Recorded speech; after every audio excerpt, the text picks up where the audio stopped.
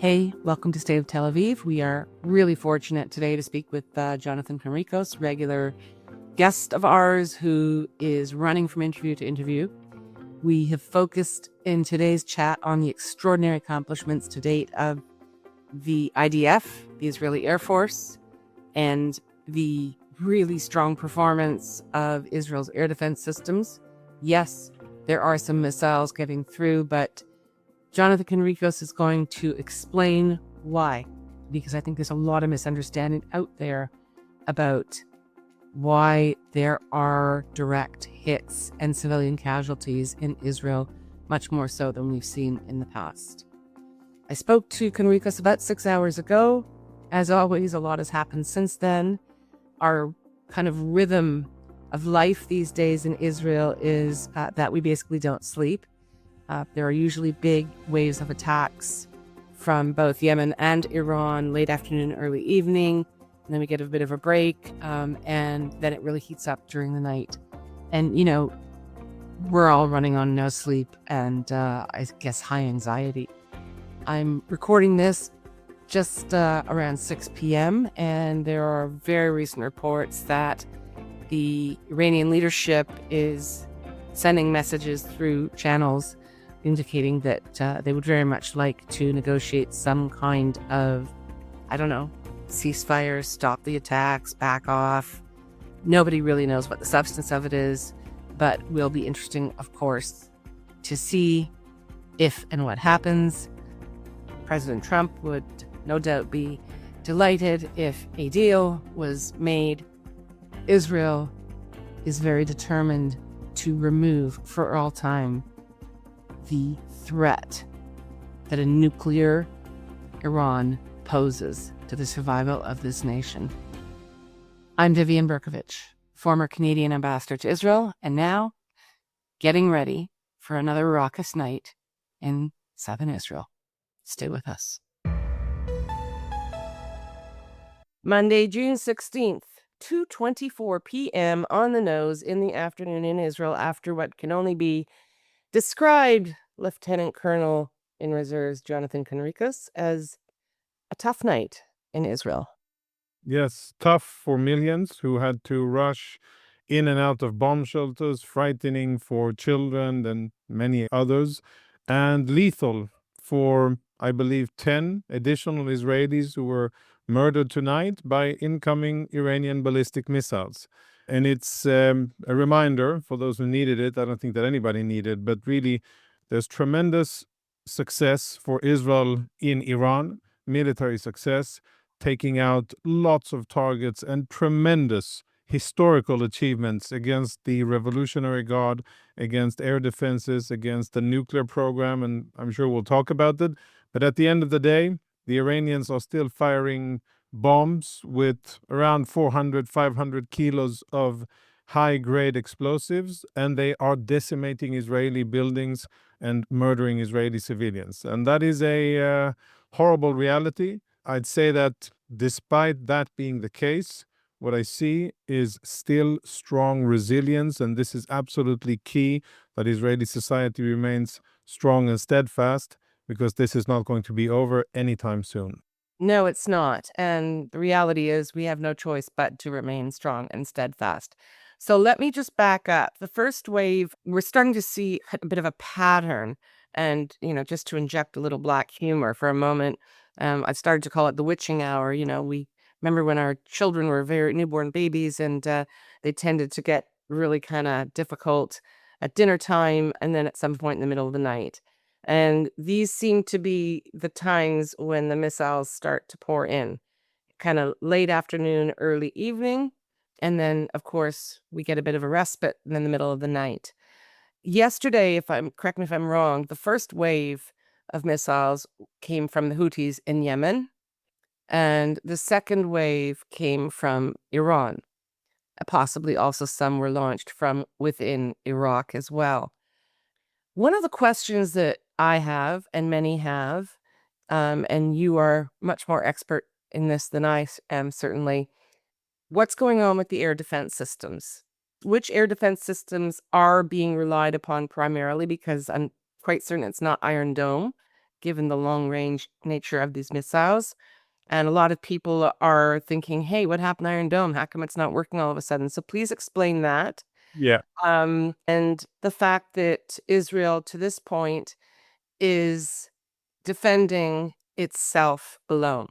There is no involvement as yet that we know. Not true. And I'll Then correct fix that. that, because I was reading information last night in the middle of the night. So go to it. Yeah. Okay. So let's address this whole issue of air defense.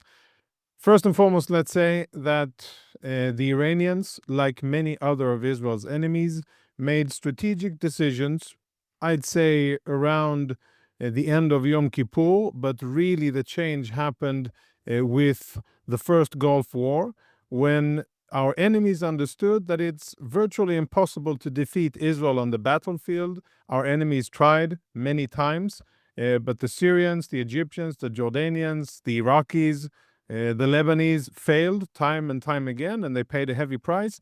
And they've always struggled with Israeli Air Force dominance. Israeli Air Force, well, maybe not in 48 because we barely had an Air Force, but since then, Israel has invested strategically in that strategic arm, the Air Force, and it has been tremendous. It's, I would say, pound for pound, no doubt the best in the world. There are others that are bigger, but our pilots and our tech, I think, amazing, rewriting history. Now, what our enemies have done to counter that is to build missiles and to rely on standoff fire, which is basically firing missiles from far away and delivering a big payload of explosives towards Israel.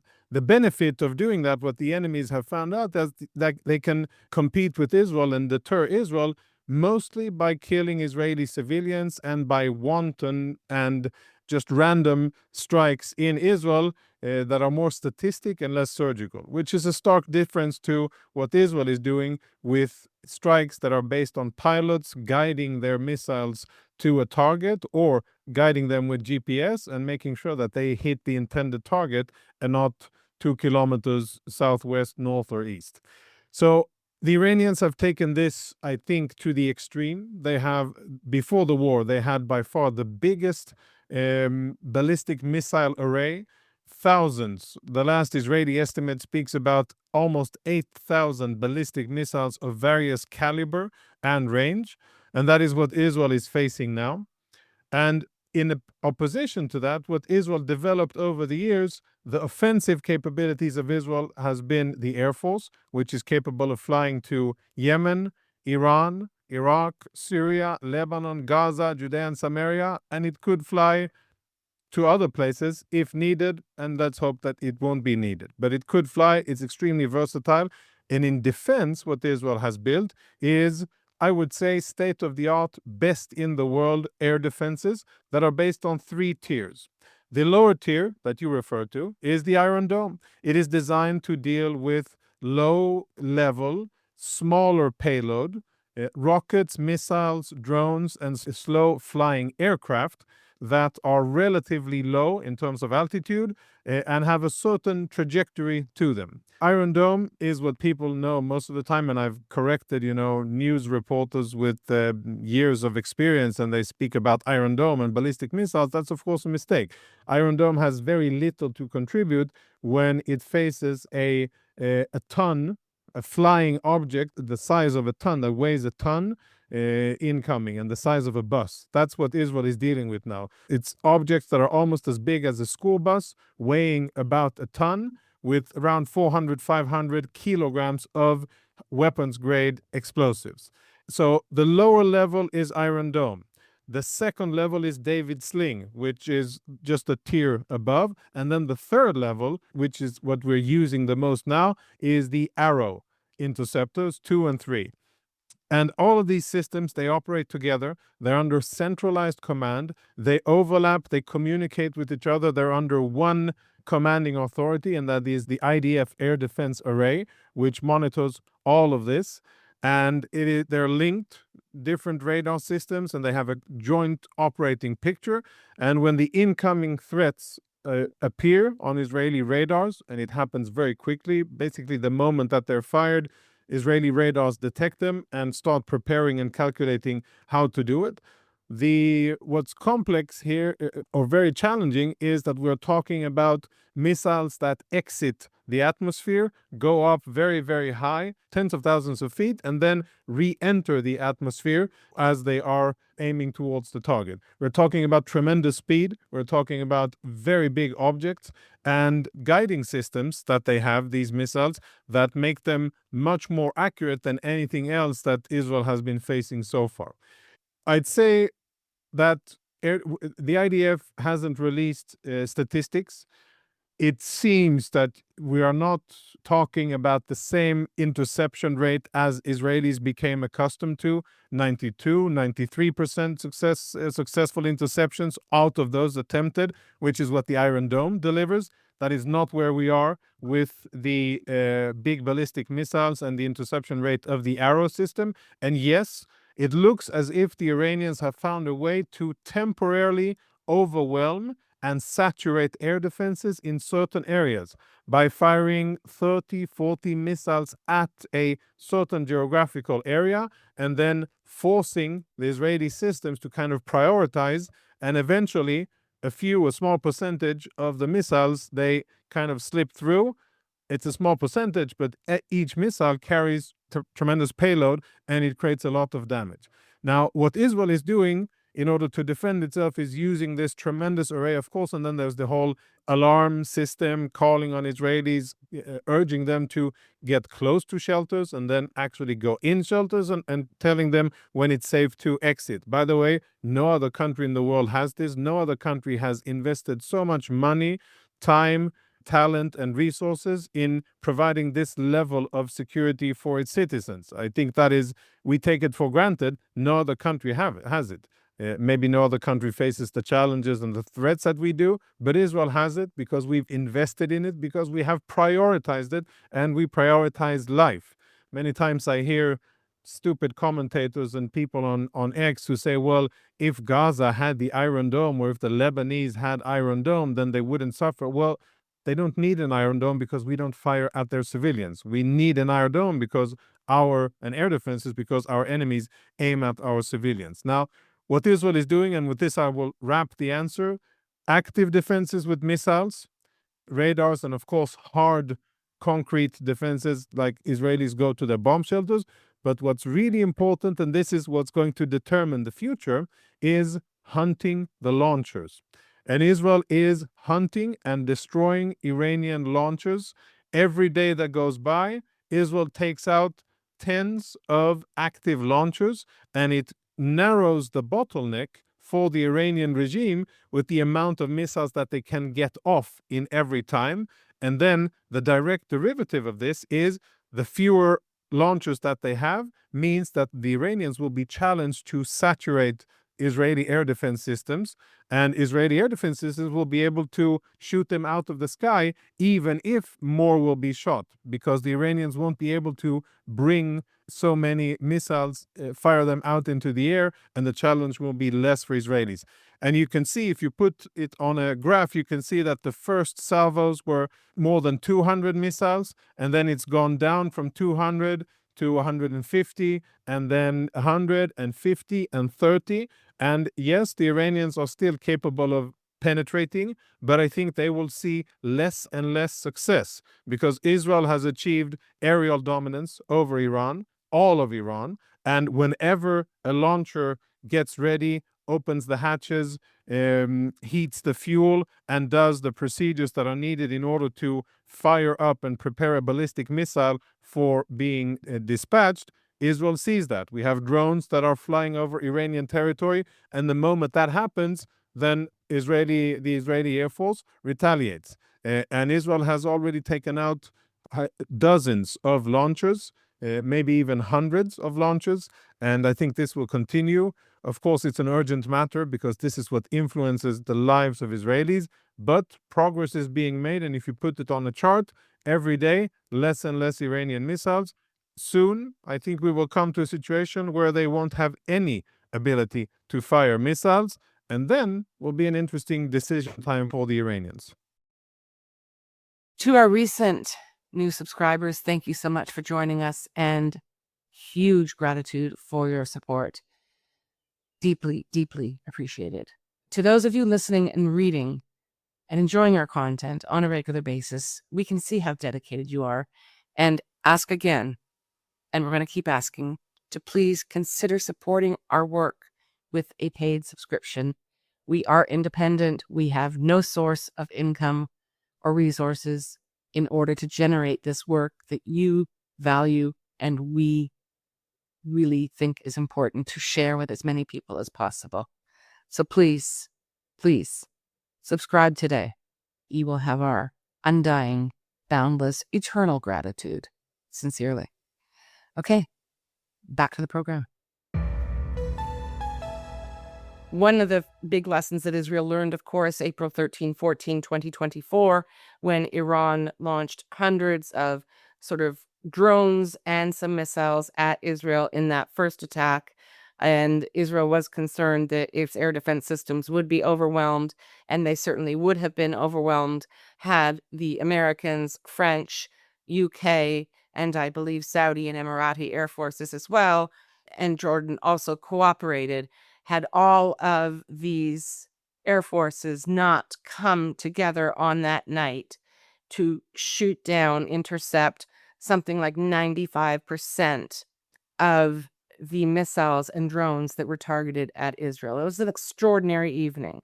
This, of course, I want to get back to what we were talking about. And you mentioned at the beginning that, yes, we do have some assistance from others. And I'm going to assume, but give you the floor in just a moment, that when you refer to others, you refer to the United States. I know that the United States has the THAAD air defense system, it's the diamond of air defense systems. They have deployed it in defense of Israel previously in this conflict. And so I'd like you to address a few things together. One is, do you have knowledge as to whether or not THAAD and or American air defense were deployed last night?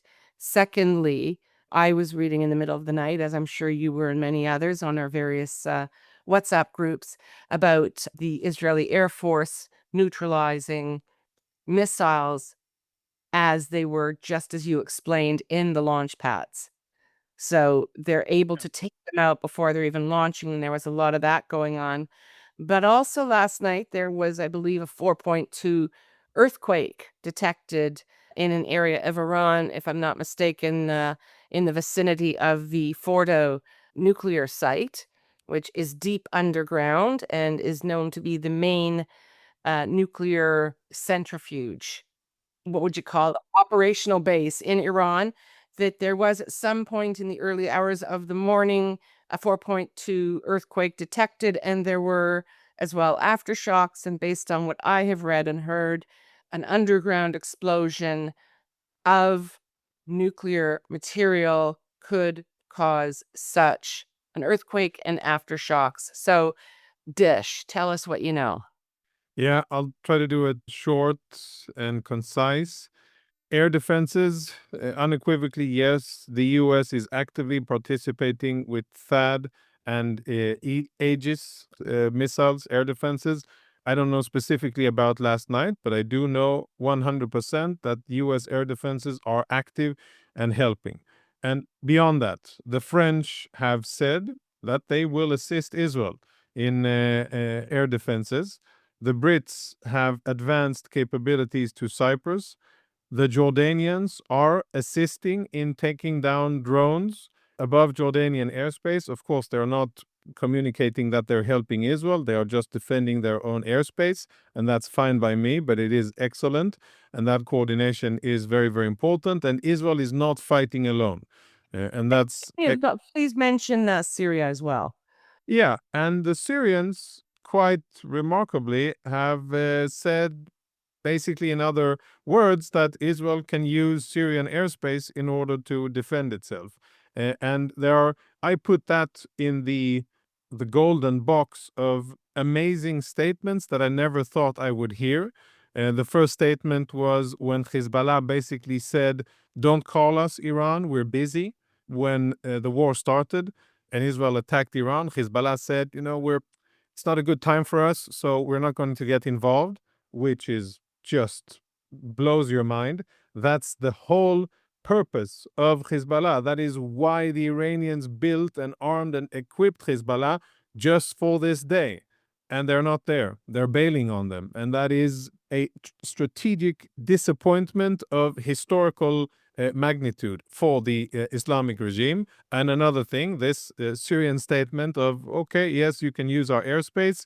Of course, this wouldn't have happened without U.S. involvement, U.S. diplomacy, leadership of President Trump, and telling the Syrians that, well, this is the way to go, that you do good things will follow. And I'm sure that the Syrian decision was made exactly based on that understanding. And again, and I've said this before on your podcast, credit to the new Syrian leadership for having lots of strategic wisdom and excellent strategic communications. I'm surprised every time. I suppose I will stop getting surprised sometimes because they keep on saying the right things and doing smart things for themselves. So definitely to monitor. Israel isn't alone. Israel is fighting and getting active defense. I don't have anything new to say about the Saudis, but I'm looking at what's going on and what they're saying, and I'm sure we'll see interesting things about the Saudis as well. Regarding offensive operations, we could speak hours, but I don't have hours to speak. But I'll say this with regards to Iran. Israel continues to peel away layers and components of the Iranian nuclear weapons program. The crown jewel is, and the most important asset and the most hardest target is the enrichment facility at Fordo, near the holy city of Qom in central northern Iran. That is the most important asset. Without it, the Iranians will really struggle to have an active nuclear military weapons program. And I think everybody understands that until that site is taken out, then Israel won't be done with significantly degrading the Iranian nuclear weapons program. So that's what's happening. We don't have confirmed information yet. I believe that we'll have more information today, maybe tomorrow, what exactly happened, what the state of play is at that facility, whether it was struck by Israel, whether something else happened. Common sense would indicate that, yes, indeed, it has been struck and that there is damage, but I think it's premature to say. It is very deep underground, around 60, 70 meters underground, heavily fortified. Impossible to know what's going on unless you have direct access to it. And currently, we do not, and Israel has not shared yet what exactly is going on, and the Iranians have not admitted what's going on. So we'll have to be patient. But this is the grand prize. This is where everybody is looking at. And other than that, Israel is just chipping away at everything else. Isfahan, Natanz, Tibriz, many other locations, Bushehr, in many other locations, Arak, we've started to peel away. All of these locations are important components.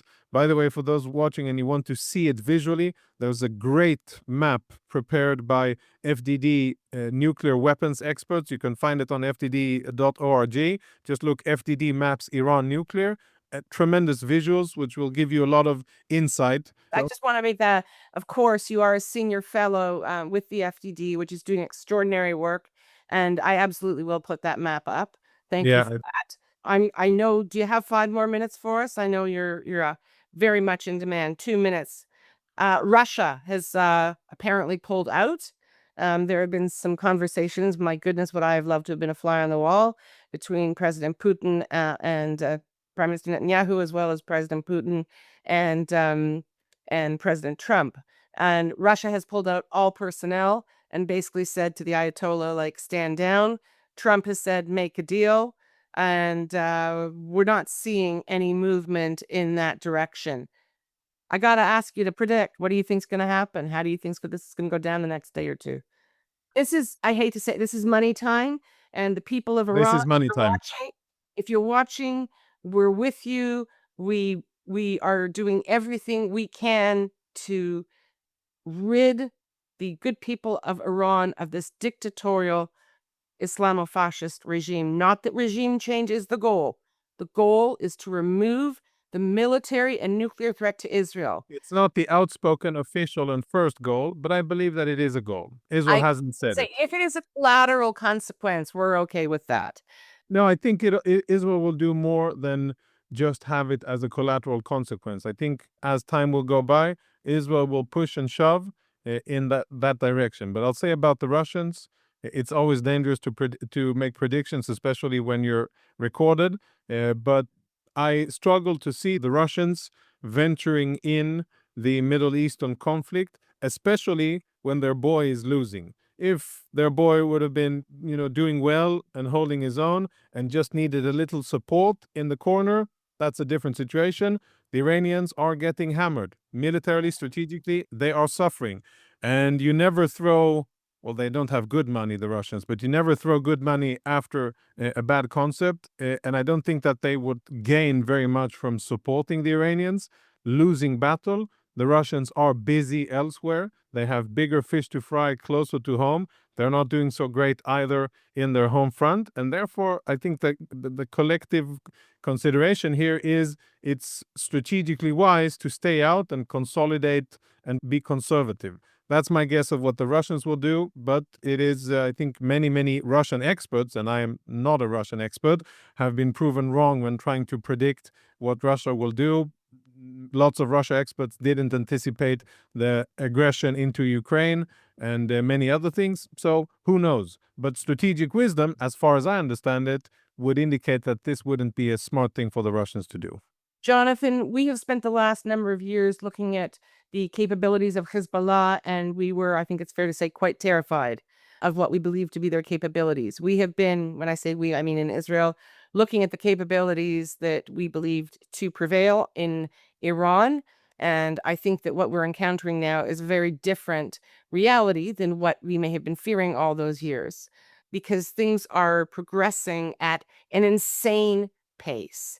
And we have to remember that on Friday, the operation focused on taking out or neutralizing what remains of Iranian air defenses, these extraordinarily brilliant pinpoint assassinations of key personnel, key buildings, Ministry of the Interior, the secret police, Ministry of Justice, the key institutional architecture and individuals of the Islamic Republic of Iran have been absolutely decimated over the last few days, which, of course, as a former military man, throws chaos into the command structure and the organizational structure.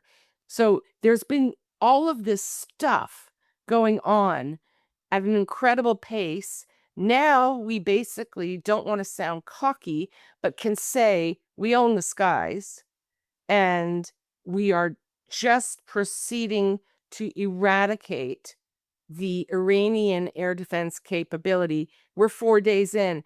I'm kind of hoping, and I'm out of the prediction business just like you, but I'm feeling the 6-day paradigm coming back.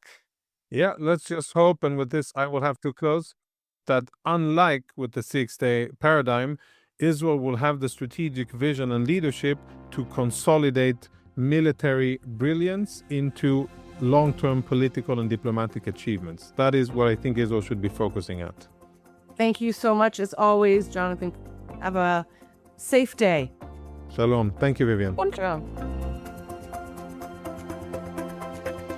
We love hearing from you, so please comment on our website, stateoftelaviv.com, or send us a note to hello@stateoftelaviv.com.